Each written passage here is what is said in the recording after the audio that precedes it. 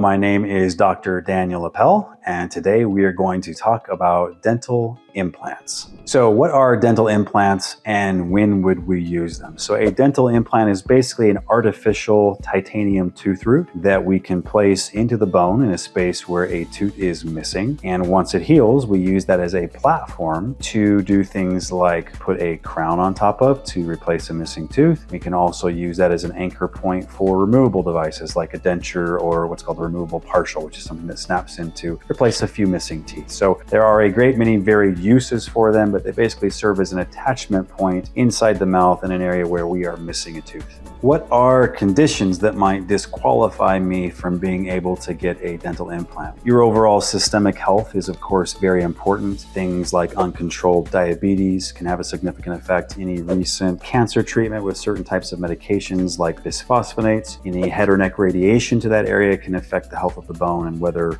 it will do a good job of integration. So your overall health will be very closely evaluated. Some of the local things that we can do, such as a lot of smoking, pretty bad for most everything in your mouth, including the healing of implants. Probably one of the most important factors is how clean you are currently keeping your mouth. If you are not doing a good job of keeping your teeth clean, and if you have what we call periodontal disease, that can affect not only the bone and health of your natural teeth, but it can also affect the dental implant